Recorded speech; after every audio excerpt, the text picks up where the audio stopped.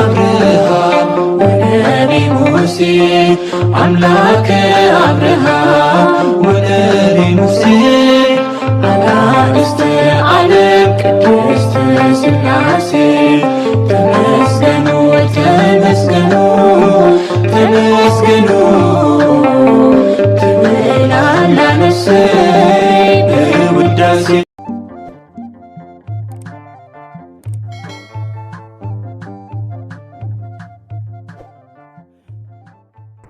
በስመ ሥላሴ በስመ አብ ወወልድ ወመንፈስ ቅዱስ አሐዱ አምላክ አሜን።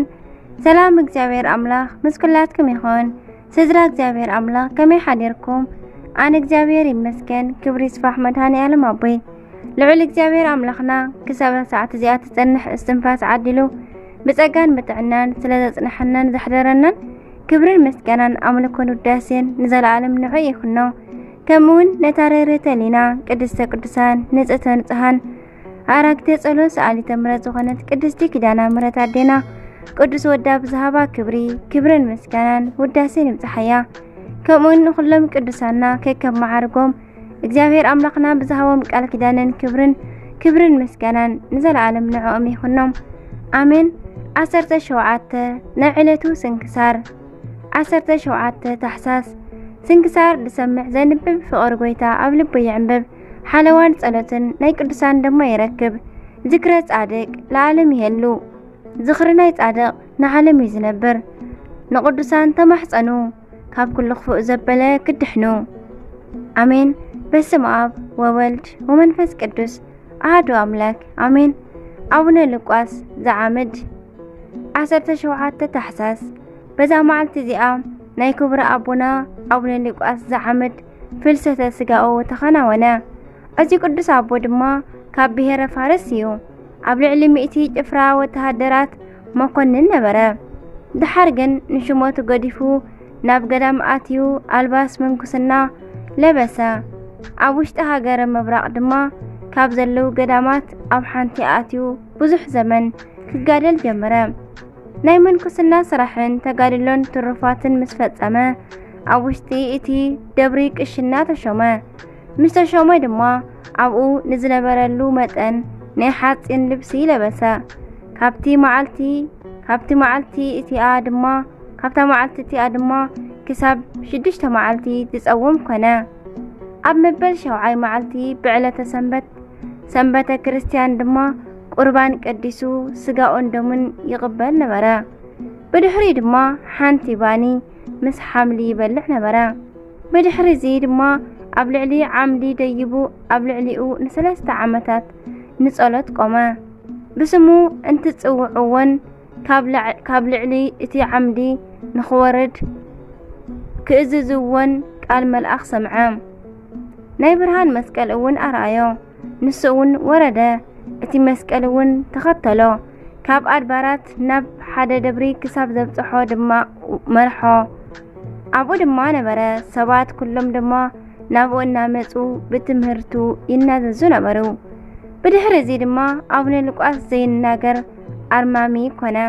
ፈጺሙ ምስ ሰብ ንኸይዛረብ ድማ ናብ ውሽጢ ኣፉ እምኒ ኣእተወ። ከምኡውን እቲ መልአኽ ናብ ጫፍ ሃገረ ቁስጥንጥንያ ንኽኸይድ ኣዘዞ። ናብኣ ቀረባ ናብ ዝኾነት ሓንቲ ቦታ ኸደ። ናብ ልዕሊ ዓምዲ ደይቡ ድማ ዓቢ ተጋድሎ እናተጋደለ ኣብ ልዕሊኡ ድማ ን45 ዓመት ነበረ። እግዚአብሔር እውን ጸጋን ፈውስን ሃቦ። ተኣምራትን መንክራትን እውን ገበረ። ናብኡ ንዝመጹ ብዙሓት ሕሙማት ድማ ፈወሶም። እግዚአብሔር ካብ ጻማ እዚ ዓለም ክዕርፎ ምስ ደለየ ድማ ታሕሳስ 15 ኣዕረፈ። ዝለኣኾ ዝነበረ ረድኡ ድማ ናብ ሊቃነ ጳጳሳትን ሊቃነ ካህናትን ከይዱ ብዛዕባ ዕረፍቱ ነገሮም።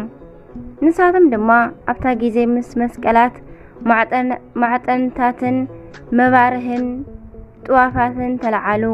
ናብ መሕደሪኡ እውን በጽሑ። ኣብ ልዕሊኡ እውን ጸለዩ። ጼሮም እውን ናብ ከተማ ቁስጥንጥንያ ወሰድዎ።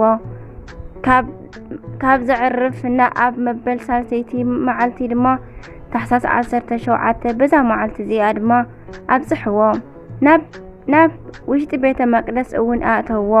ከም ዝግባእ እውን أبسجا قدوس صلوت فتصمو أبسجا مالتيو أبو وين تبارخو بدحر إزي دما قدميو نايز نبرو قدوسان سجا نبذلو ساتون حوسوا እግዚአብሔር ድማ أزيوم تقمتي زخونو بزحات أمراتن منكراتن جز جلسة أبلعلي كلهم بإمنة زمزو حمومات عبي فوسي كوينو يمو نجزاوير أملاخنا مسكانا يخنو نعنا أون بصلاة إزي قدس عبونا يمحارنا برخاتون مسكولاتنا لك توهدو يخن نزال عالم آمين أركيد ما خمزي بل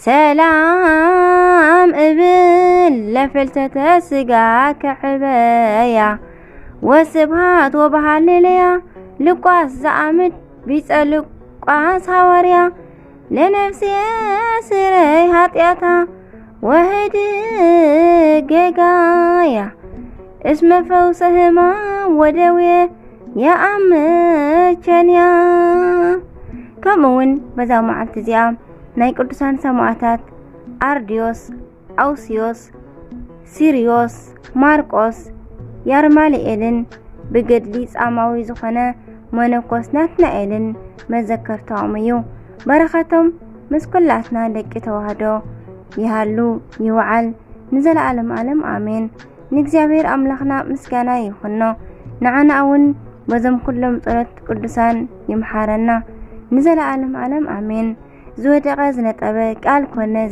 زيما فيدل بافا قدسان تقوال ملاك تعرملني آمين ورحاون عامتاون تخبيرم زوعلو كلهم قدساننا برختم أولي لنا يفسس بسألتم دما مدهاني علم كريستوس يمحارنا آمين سنكسار دسمع زنبب فقر قويتا أولب ويعنبب حالوان صلوتن ناي قدسان دما يركب ذكرت عادك لعالم يهلو زخرنا يتعدق نعلم يزنبر كل جزء نقدسان تمحصنو خاب كل خفء زبلة كدحنو أمين وسبات لجزابير ولو لعدتو تنجل ولا مسك ألو كبر أمين ويتليكن